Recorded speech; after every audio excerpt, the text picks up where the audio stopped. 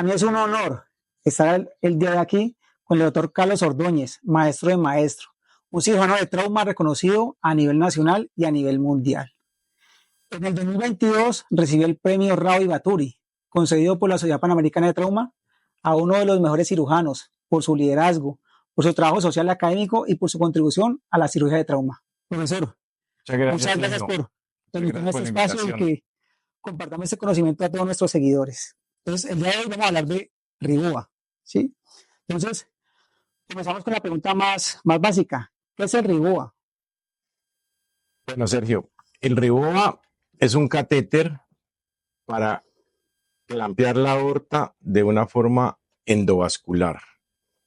Eso es la función fundamental del RIBOA. ¿Cómo funciona? ¿Cómo se introduce? Entonces uno lo que hace, puede hacerlo de dos maneras. La manera ideal es con una punción, con una aguja a través de la arteria femoral común, pasas la guía, después de pasar la guía pasas el dilatador y después pasas el introductor con el dilatador. Entonces ya con el introductor sacas el dilatador y pasas el catéter a través del dilatador, lo asciende a través de la aorta y ya sabemos la medida para porque uno toma la medida del ángulo de Luis al ombligo y a la punción de la femoral y más o menos para todas las personas son entre 45 y 50 centímetros. Y ahí quedaría debajo de la subclavia y queda el catéter puesto y bien puesto, bien posicionado. Lo que quiero decir es que, o sea, hace referencia a que la aorta se divide en varias regiones, ¿cierto? Región 1, región 2 y región 3. Eso, entonces la región 1 es como va desde de la división de la subclavia hasta el tronco celíaco. Y la región 2 están todos los vasos mesentéricos, el tronco celíaco y la mesentérica hasta las renales. Y la 3 va debajo de las renales hasta la bifurcación de las ilíacas. ¿Por qué es importante esto? Porque idealmente no se debe colocar en la zona 2 porque pues perdería la perfusión a los vasos importantes del abdomen. Pero si uno requiere, y casi la mayoría de los pacientes gravemente heridos necesitan un catéter en la zona 1. Okay. Porque en la zona 1, pues, le das perfusión solamente al corazón y al cerebro y queda totalmente hipoperfundido el resto del abdomen, las extremidades y todo esto. En la mesa vemos que hay 3 catéteres. ¿Son diferentes o por qué hay 3 catéteres, profe? Este es el RIBOA que usan de los americanos, que es un RIBOA 7 French. Este es un RIBOA que se llama Cobra, que es 4 French, que es hecho en Canadá. Y este es el RIBOA Rescue Catheter, que es el RIBOA de los japoneses, que también es 7 French. Hay otros más y nosotros usamos también los RIBOA, los hemos llamado RIBOA, pero son los catéteres que se usan para aplanchar las endoprótesis cuando los cirujanos vasculares colocan esto. Es el que estamos utilizando. La diferencia es que es 11 French, es mucho más grande que los que están hechos especialmente para esto ya. Ok. Es muy importante, profe, las indicaciones. ¿A quién le ponemos estos catéteres? Entonces, la indicación principal es en los pacientes de trauma. Un paciente gravemente herido, que tenga menos de 70 de sistólica, es un shock muy profundo y necesita realmente un clampeo de la aorta. Y la mejor forma de clampear la aorta es con un catéter endovascular. Siempre se ha hecho un clampeo de la aorta por toracotomía de resucitación. Y es posible, pero esto es mucho más funcional y se convierte como en un actor en la reanimación durante la cirugía. Tú puedes desinflar y tenerlo parcialmente o irlo bajando de la zona 1 a la zona 3 a medida que el paciente se va recuperando y la cirugía va progresando y los cirujanos ya tienen controlado el sangrado. ¿Con qué se infla el balón? Entonces el balón, siempre vienen los catéteres con jeringas de 10 centímetros y se infla, como ustedes ven aquí, se infla con solución salina. No se puede inflar con aire porque si se llega a reventar el balón no le puedes introducir aire a la aorta. Pero si se infla con salina y miren cómo infla de bien y uno controla el inflado y ya. Y ahí lo deja, ¿no? Durante el tiempo que requieras. Okay. Profesor, fuera del ámbito del trauma, ¿en qué otro contexto se podría utilizar esos catéteres? Entonces, además de los pacientes de trauma cerrado, que fue como se inició, trauma penetrante, que es lo que más lo usamos nosotros, también lo hemos usado en las pacientes obstétricas con sangrado, las pacientes que presentan placenta ácrita y que tienen mucho riesgo de sangrado, se usa durante la intervención o como forma profiláctica. Cuando hay mucho riesgo, se les coloca el introductor y si es necesario se le coloca el catéter y se infla el catéter para que los obstetras continúen la cirugía. También lo hemos usado en sangrado gastrointestinal masivo, pacientes con sangrado. Entonces le ponemos el catéter y inmediatamente lo llevamos a endoscopia para revisión. Hay posiblemente otras indicaciones en el futuro, pero que cada vez vamos estudiando mejor. Okay. Pero esas como las que hemos hecho. ¿Existe alguna contraindicación para utilizar un RIWOAT? Yo creo que la contraindicación importante que han tenido siempre los americanos es que en heridas que estén en el tórax por encima de donde quedaría el catéter no se debe usar, dicen ellos. Pero nosotros hicimos un trabajo durante varios años y demostramos que sí era posible. Tenemos una publicación muy importante en el Journal de Trauma en que es viable, es posible y les va muchísimo mejor y los pacientes no les pasa absolutamente nada con tener el catéter por debajo de la herida. Siempre creían que al poner el catéter la sangre se le salía por la herida de la subclavia, pero el paciente ha perdido tanta sangre, que ha perdido 2 o más litros de sangre, está tan hipoperfundido que cuando uno infla el balón, esa sangre se redistribuye y va al corazón, al cerebro. Puede que aumente un poquito el flujo por la herida, pero lo que hacemos nosotros es como un grupo de cirujanos coloca el catéter y otro grupo está operando el paciente. Entonces esto es simultáneo. Entonces no hay ningún problema porque el problema sería que se pusiera el catéter y no se operara, pero esto es simultáneo, entonces no hay nada. Entonces logramos romper ese paradigma de que era imposible colocarlo. Entonces para nosotros realmente no hay contraindicaciones, es básico. Okay. Dentro de las preguntas que hicieron los seguidores, alguien hablaba acerca de las ventajas que ofrece insuflar o inflar parcialmente el balón. ¿Nos puede hablar un poquito más acerca de eso? Entonces, lo que hacemos, por ejemplo, en el paciente grave en shock es lo inflamos en la zona 1 y el paciente comienza a operar. Lo que se dice es que debe durar 15 minutos o máximo 30 minutos de inflado totalmente. Lo que se hace es cuando ya el paciente se ha controlado el sangrado por los cirujanos o tienen clampeado el vaso que está sangrando, entonces hacemos 2 cosas. Uno es, lo desinflamos un poco, solamente posiblemente 1 centímetro o algo, y lo bajamos. Lo vamos bajando hasta ir perfundiendo el hígado, el intestino y los riñones, y ahí lo volvemos a inflar. Entonces eso sería descenderlo, darle perfusión a los órganos, y este catéter puede durar más tiempo debajo de las renales. Lo otro que es la perfusión parcial, ¿no? RIWOA parcial, que se llama. Entonces, se desinfla 2 o 3 centímetros, se le da perfusión estando arriba un poco y vuelve y se infla. Y entonces, así más o menos uno logra evitar la reperfusión que es tan completamente peligrosa, pero se ha visto que se reperfunden los pacientes cuando duran en más de 45 minutos puede haber reperfusión, antes no. Okay. ¿Cuánto tiempo puede durar máximo inflado el balón? ¿O depende de la zona en la que esté ubicado? Bueno, entonces, como te decía, lo ideal es, siempre recomiendan hasta 15 minutos, pero hasta 30 minutos hemos visto que en la zona 1 no pasaría absolutamente nada.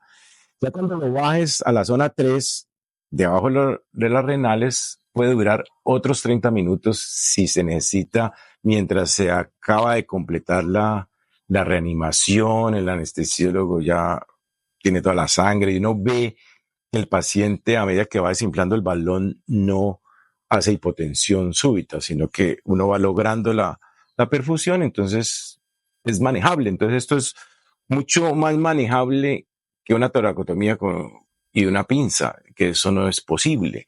En cambio, por eso digo, se convierte en un actor nuevo durante la cirugía y la resucitación del paciente. Entonces, por eso dejamos uno de nuestros cirujanos, se queda solo manejando el catéter.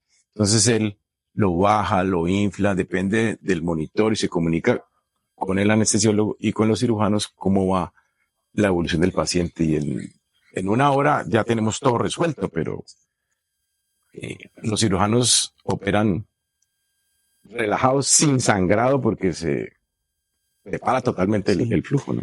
Ahora que hablo de la toracotomía de resucitación, que es el método que a nosotros nos enseñaron y que supongo que la mayoría de cirujanos realizamos en el mundo para controlar un sangrado, que es pues abrir el tórax y poner una pinza mecánica sobre la aorta.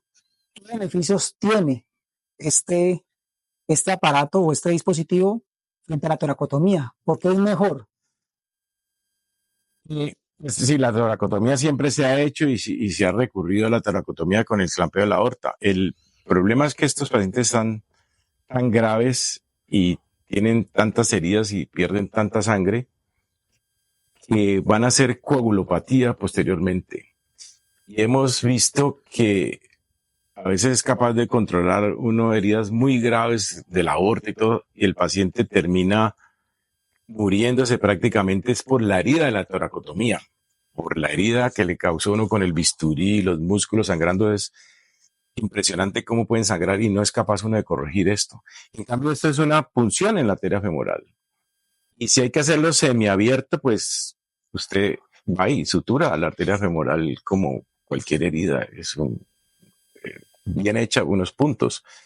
Entonces, se evita uno otra cirugía, abrir otra cavidad, simplemente con un catéter. Pues, que ahora tenemos hasta catéter 4 French o 7 French. Profesor, ¿cuánto tiempo dura uno para poner un catéter de estos? Muy bien, mira, los emergenciólogos están muy bien entrenados a hacer punciones y colocar catéteres. Ellos hemos medido el tiempo y entre 4 y 5 minutos se demoran en colocar un catéter en la arteria femoral y un catéter de alto flujo en la vena femoral. Y quedan perfectos con ecografía. Si no es posible con la ecografía, o porque el paciente está en shock muy grave o no pudieron, nosotros lo hacemos en salas de cirugía con una técnica semiabierta. Y nos demoramos más o menos lo mismo. Cuando el paciente realmente requiere el RIBOA, entonces depende del introductor que se haya colocado. Si se ha colocado un introductor 5 French y tenemos un catéter más alto, pues hacemos un cambio del introductor simplemente y lo colocamos. Y colocamos el catéter.